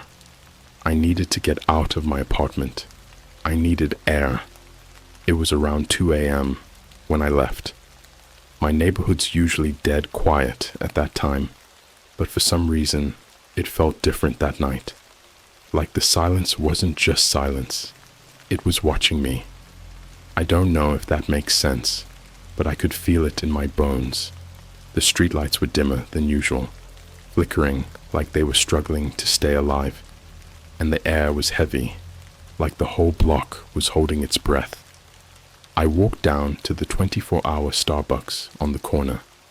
I figured the bright lights and the sound of people would calm me down, you know? There's something about the smell of overpriced coffee and the hum of random chatter that usually makes you feel human again. But as soon as I walked in, I knew something was off. The place was empty, and I'm not talking about slow night empty. I mean, there was no one there. Not the baristas, not the usual late-night college kids glued to their laptops. No one. The lights were on, the music was playing, and there was even a half-full cup of coffee sitting on one of the tables, still steaming. But the whole place felt abandoned. I stood there for a minute, trying to convince myself that maybe I'd walked in during a shift change or something. But then I heard it, a faint scratching sound coming from behind the counter. "Hello?" I called out, my voice cracking like a freaking teenager. No answer. Just the scratching, steady and deliberate, like someone dragging their nails across wood. I took a step closer, and that's when I saw it. A piece of paper taped to the espresso machine. It was bright red, and the handwriting looked rushed, almost frantic. "You can't hide, Daniel. Naughty boys don't get second chances." I backed away so fast, I nearly tripped over one of the chairs. My head was spinning, and my legs felt like jelly. I bolted out of there without even looking back. Screw the coffee. Screw everything. Whatever this was, it was following me. And it wasn't just on my laptop anymore. When I got back to my apartment, I locked the door, bolted it, and shoved a chair under the doorknob, for good measure. My hands were shaking so badly, I could barely hold my phone, but I needed help. I didn't know who to call. What was I supposed to say? "Hey, I think Santa Claus is trying to murder me?" Yeah, real believable. But I couldn't just sit there and wait for whatever this was to come find me. I opened Instagram, figuring I could distract myself for a while. But as soon as I tapped on the app, my feed glitched out. The screen went black for a second before a single image appeared. It was a photo of me. Not just any photo, though. It was one I'd never seen before. I was sitting at my desk in my apartment, the same desk I was sitting at right now. The timestamp in the corner said it was taken 5 minutes ago. My blood ran cold. I looked around the room, half expecting to see someone standing in the shadows with a camera, but there was no one there. Just me and the faint hum of my fridge in the kitchen. Then the screen glitched again, and a new image appeared. This time, it was a close-up of my front door. Someone was outside. I didn't even think. I grabbed the nearest thing I could use as a weapon, this rusty old hammer I'd been meaning to throw out, and crept toward the door. My hands were so sweaty, I could barely hold on to the thing, but I wasn't about to go down without a fight. I pressed my ear to the door and held my breath, listening. Silence. But then, just as I was about to step back, there was a loud, deliberate knock. 3 times. Boom, boom, boom. "Who is it?" I croaked, my voice barely above a whisper. No answer. Just another knock. Boom, boom, boom. I peeked through the peephole, and my heart nearly stopped. There was a man standing there, but he wasn't right. He was wearing this dirty Santa suit, the kind you'd see on some drunk mall Santa. But his face, oh God, his face. It was pale and gaunt, like a corpse, and his eyes were these hollow black pits that seemed to suck in all the light around them. His mouth was stretched into this wide, unnatural grin that looked like it had been carved into his skin, and he was holding something. It was a piece of paper, the same bright red as the note I'd seen at Starbucks. He held it up to the peephole, and I swear to you, my blood turned to ice. It said, "Prepare yourself. Naughty boys always pay." I stumbled back from the door, my whole body trembling. My mind was screaming at me to run, to get the hell out of there. But where was I supposed to go? This thing, whatever it was, knew where I lived, knew my name, and it clearly wasn't playing around. I glanced at the window in my living room. I'm on the 3rd floor of an apartment building, and I don't exactly have the upper body strength to scale a fire escape, like Spider-Man. My only option was to stay inside and hope to God this psycho didn't try to break in. The knocking stopped. I crept back to the peephole, praying that he'd be gone, but when I looked out, my stomach dropped. He wasn't at the door anymore. Instead, there was a small, gift-wrapped box sitting on the welcome mat. It was wrapped in glossy red paper, tied up with a black satin bow. No note, no tag, just the box. I stared at it through the peephole, trying to decide what to do. Every instinct I had was telling me not to touch it, but at the same time, what choice did I have? I couldn't just leave it there. What if it was a bomb? Or worse, what if it was bait to get me to open the door? I grabbed the hammer again, my hands slick with sweat, and slowly unbolted the door. My heart was pounding so hard, it felt like it might burst. I swung the door open, grabbed the box, and slammed it shut in one fluid motion. Whatever was inside, it was surprisingly light. I set it down on the coffee table and stared at it for what felt like an eternity, trying to work up the courage to open it. Finally, I grabbed a kitchen knife and carefully sliced through the ribbon. The paper peeled away easily, revealing a plain white cardboard box. I lifted the lid, and my breath caught in my throat. Inside was a Polaroid photo. It was a picture of me, sitting on my couch, holding the hammer. The photo couldn't have been taken more than a minute ago. My hand started to shake, and I dropped the box, sending the photo fluttering to the floor. But that wasn't the worst part. At the bottom of the box, there was something else. A small slip of paper, the same bright red as the notes before. Scrawled in the same frantic handwriting were 3 words: check your phone. I didn't want to. I really didn't want to. But of course, my phone buzzed at that exact moment, like whoever was doing this knew I was hesitating.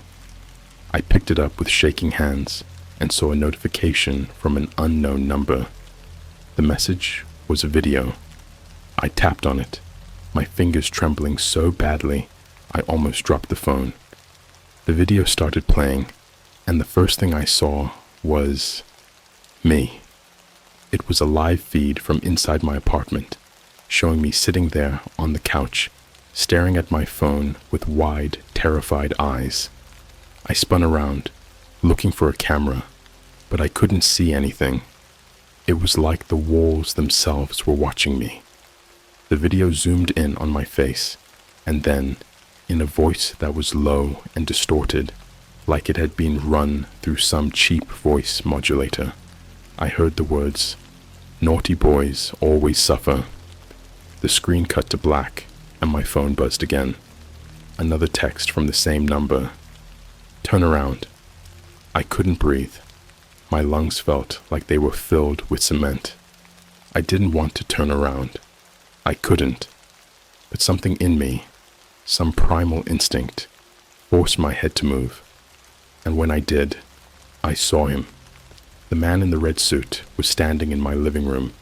He was just there, like he'd always been there, grinning at me with that grotesque, stretched out smile. Up close, he looked even worse. His skin was pale and cracked, like old porcelain, and his eyes, those hollow black pits, seemed to suck all the light out of the room.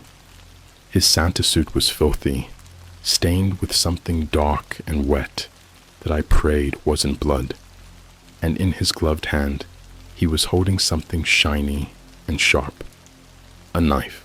"Daniel," he said, his voice calm and measured, like we were old friends catching up over coffee. "You've been very naughty this year." I tried to speak, to scream, to do something, but no sound came out. My legs felt like they were rooted to the floor, and my hands were gripping the hammer so tightly, my knuckles were white. He took a step closer, and I could see the corners of his mouth twitching, like he was trying not to laugh. "Did you think you could escape the list?" he asked, tilting his head to the side, like a curious dog. "You downloaded it, Daniel. You read your name. That makes you part of the game." "What do you want?" I finally managed to choke out. My voice didn't even sound like mine. It was small and broken, like a scared little kid's. He didn't answer. Instead, he reached into the pocket of his coat and pulled out another Polaroid. He tossed it onto the coffee table, and I couldn't help but look. My stomach turned when I saw what it was. It was a photo of my parents' house. I don't know what came over me, but something inside snapped. I swung the hammer as hard as I could, aiming for his head, but he moved faster than I thought was humanly possible. He grabbed my wrist mid-swing, his grip like a steel vise, and wrenched the hammer out of my hand. It clattered to the floor, useless. "Temper, temper," he said, wagging a finger at me. "That's why you're on the list, Daniel. Always so quick to anger, so quick to violence." I stumbled back, my heart pounding in my chest. "What do you want from me?" I screamed. He leaned in close, his grin widening so much I thought his face might split in two. "I want you to repent," he whispered. "I want you to beg. But most of all, I want you to suffer." He raised the knife, and I braced myself for the worst, but instead of stabbing me, he brought it down on the coffee table. The blade sank into the wood with a sickening thunk, and when he pulled it away, there was something carved into the surface. A date, December 25th. He stepped back, his black eyes boring into mine. "You have until Christmas, Daniel," he said, his voice dripping with malice. "Make it right, or I'll make sure you're not around to see the new year." And just like that, he was gone. No puff of smoke, no dramatic exit. 1 second, he was there, and the next, I was alone in my apartment. The only evidence of his presence, the knife marks on my coffee table, and the Polaroid still lying on the floor. I don't know what to do. I don't know how to make it right, or what he meant by that. But I do know one thing. I'm not safe. No one is. And if this thing is real, if this so-called naughty list is real, then I'm not the only one in danger. I have 3 weeks until Christmas. I don't think I'm going to make it. The next few days were hell. I didn't sleep, didn't eat much either. How could I? Every sound, every flicker of movement outside my apartment made my stomach twist, like it was full of broken glass. I kept replaying that night in my head. The man in the red suit, his voice, that carved date on my coffee table. December 25th. I couldn't make sense of it. What the hell was I supposed to make right? What kind of game was this? By the second night, I'd barricaded every door and window in my apartment. I even taped a blanket over the peephole because I couldn't bear to look through it again. My laptop stayed under the couch, and I turned my phone off completely. None of it made me feel safer. It was like my whole world had shrunk to the size of my living room, and no matter how much I tried to convince myself that it was all some sick prank, I couldn't shake the feeling that I was being watched. And then the dreams started. I don't even know if you can call them dreams. They felt too real, like I was actually living through them. Every time I closed my eyes, I'd see him, the man in the red suit, standing in a dark, snow-covered forest. He wasn't smiling anymore. His face was blank, almost lifeless, and in his hand, he held that same knife, dripping with something black and viscous. He would look at me, tilt his head, and say, "Tick-tock, Daniel. Time is running out." And then I'd wake up, drenched in sweat, my heart racing like I'd just run a marathon. By the 4th day, I couldn't take it anymore. Sitting in my apartment, waiting for something to happen, was driving me insane. I needed answers. I needed to know why this was happening to me, what this list was, and why my name was on it. I made a plan.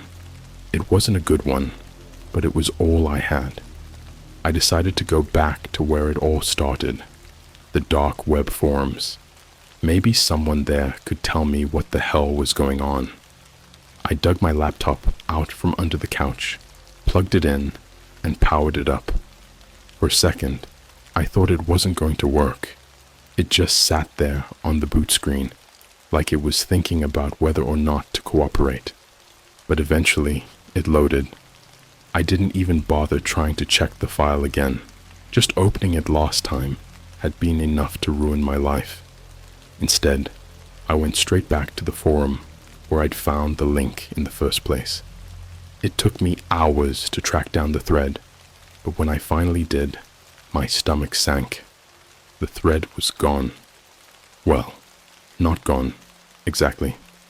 The original post was still there, but all the comments, the debates, the warnings, the people saying they'd downloaded the file, had been wiped.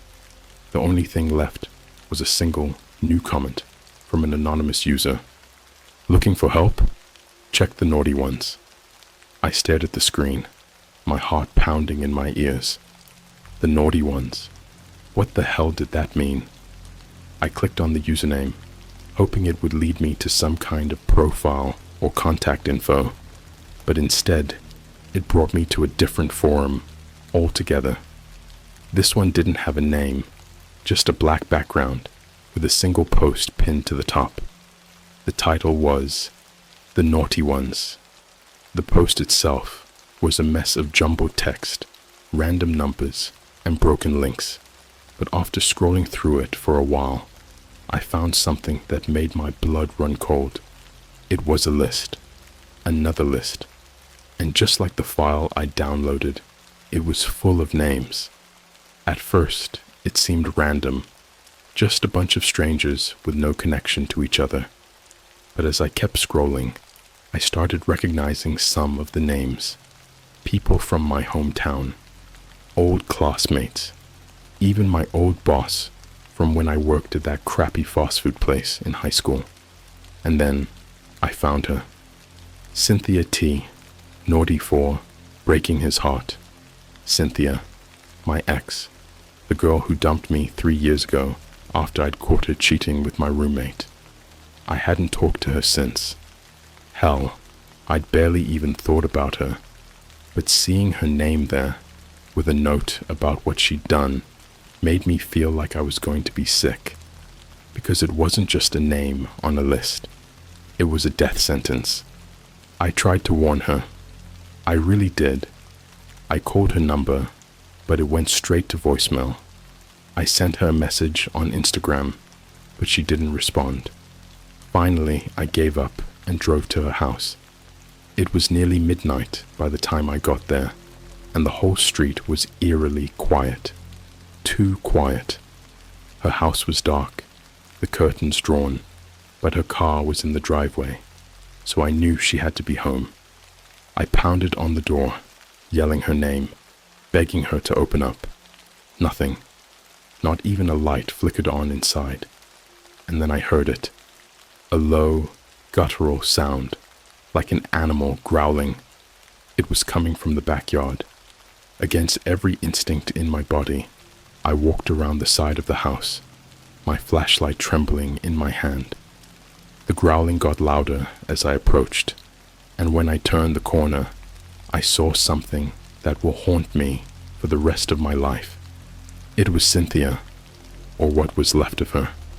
She was lying in the snow, her body twisted at an impossible angle, her face frozen in an expression of pure terror. Her throat had been slashed so deeply that her head was barely attached, and her chest was covered in deep, jagged cuts that formed a single word. Naughty. I stumbled back, my stomach heaving. That's when I saw him. The man in the red suit, standing at the edge of the yard, his knife glinting in the moonlight. He wasn't smiling this time. He just stared at me, his hollow eyes boring into mine, and then he raised a single gloved finger to his lips. Shh. I don't remember how I got home. I must have driven. but it's all a blur. The next thing I knew, I was sitting on my couch, staring at my blood-stained hands. I couldn't stop shaking. Every time I closed my eyes, I saw her face, her body, that word carved into her skin. I thought about calling the police, but what was I supposed to say? Hi, yeah, I think Santa Claus murdered my ex-girlfriend because of a cursed dark web file. They'd lock me up faster than you can say, ho ho ho. And then, just when I thought things couldn't get any worse, my phone buzzed. It was another message from the unknown number. This time, it was a photo. I didn't want to open it, but I didn't have a choice.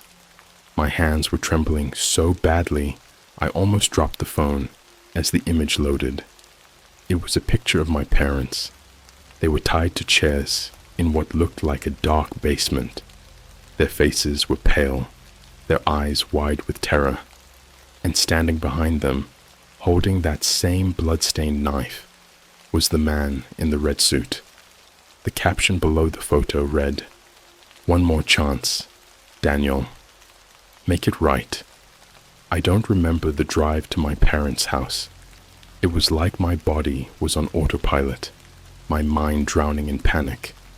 I couldn't stop staring at the photo on my phone, the look of pure terror on their faces, the way the man in the red suit stood behind them, like a hunter with his prey. I'd never seen my dad scared before. He's one of those stoic, tough-it-out kinds of guys. But in that picture, he looked completely broken. The road stretched endlessly in front of me, every shadow on the side of the highway making my heart race. I couldn't shake the feeling that I wasn't alone, like something was following me, hiding just beyond the reach of my headlights. I kept glancing in the rearview mirror, half expecting to see him sitting in the back seat, his hollow black eyes staring at me. But there was nothing, just the empty road and the sound of my own ragged breathing. By the time I pulled into their driveway, it was almost 4 a.m. The house was dark, just like Cynthia's had been, and a thick fog had rolled in, swallowing up the streetlights and casting everything in this eerie, suffocating glow. I killed the engine and sat there for a moment, gripping the steering wheel so tightly my knuckles turned white. Something was wrong. I could feel it. The front door was unlocked. That was the first red flag. My mom's the kind of person who double-checks every lock before going to bed, and my dad has a whole arsenal of security cameras and motion sensors because he's paranoid about weirdos breaking in. But as I pushed the door open, I was met with nothing but silence. "Mom? Dad?" My voice echoed through the house, shaky and unsure. No response. The living room looked normal, too normal, like one of those model homes in a furniture store. Everything was in its place, not a single cushion out of alignment, but the air was heavy, thick with the smell of pine and something else, something metallic, something wrong. I followed the smell down the hallway, past the family photos and the decorative wreaths my mom hung every Christmas. The door to the basement was slightly ajar, and the smell was stronger there. My hands were shaking so badly I could barely grip the doorknob, but I forced myself to open it. The stairs creaked under my weight as I descended, each step echoing in the darkness. My flashlight barely cut through the gloom, the beam flickering like it was struggling to stay alive. And then I saw them. My parents were still tied to the chairs, just like in the photo. But now, their heads hung limp, their bodies motionless.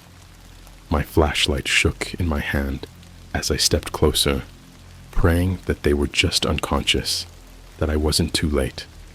But when I saw their faces, I knew the truth.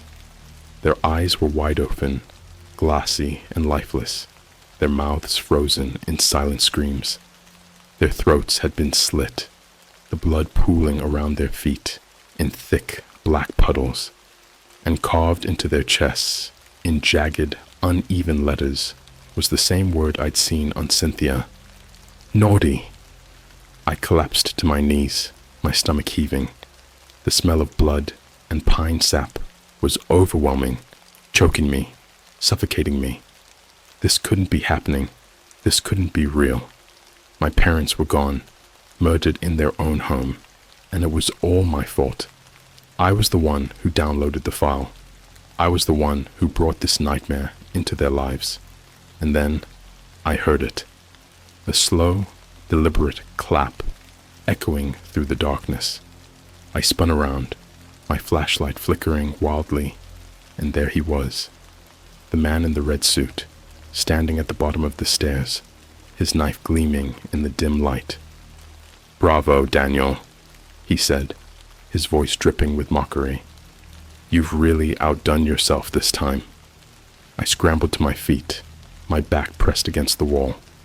"Why?" I choked out. "Why are you doing this?" He tilted his head, his grin widening.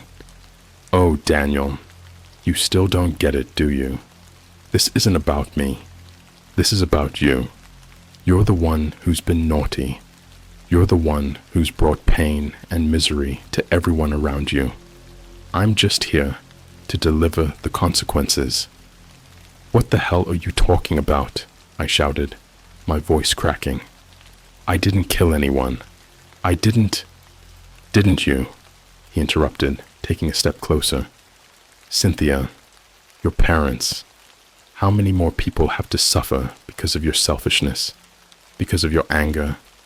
You knew the risks when you opened that file, Daniel. You knew what it meant to be on the list. And yet, you couldn't resist. You couldn't stop yourself." My mind was spinning, the walls closing in around me. This couldn't be real. This wasn't real. It was some kind of sick joke, a hallucination, a nightmare I couldn't wake up from. "Please," I begged, tears streaming down my face. "Just tell me how to stop this. Tell me how to fix it." He laughed, a low, guttural sound that sent chills down my spine. "Fix it? Oh, Daniel, there's no fixing this. There's only judgment." And with that, he lunged. I don't remember much after that. Just flashes of pain and fear, the sound of my own screams echoing in my ears. I fought back as best as I could, swinging my flashlight wildly, but it was like trying to fight a shadow. He was everywhere and nowhere all at once, his knife slashing through the air with brutal precision. At some point, I must have blacked out, because the next thing I knew, I was waking up in the basement, the morning light streaming through the tiny dirt-covered windows. The man in the red suit was gone. So were my parents. The chairs they'd been tied to were empty. The bloodstains on the floor, the only evidence that they'd ever been there. I stumbled out of the house, my clothes soaked with sweat and blood, and drove straight to the nearest police station. I told them everything, every horrible detail, but they didn't believe me. They said there was no sign of a struggle, no bodies, no blood. They treated me like I was crazy. And maybe I am. It's been 3 days since then. I haven't gone back to my apartment. I haven't slept. I haven't eaten. All I can think about is that man, his hollow eyes and his twisted smile. I keep checking the news, waiting for some kind of update, but there's nothing. It's like my parents and Cynthia never existed. But last night, I got another message. It was a photo, sent from the same unknown number. This time, it wasn't of me or my family. It was a picture of a playground, covered in snow, with a group of children building a snowman. And standing in the background, barely visible through the fog, was the man in the red suit. The caption said, "See you next Christmas."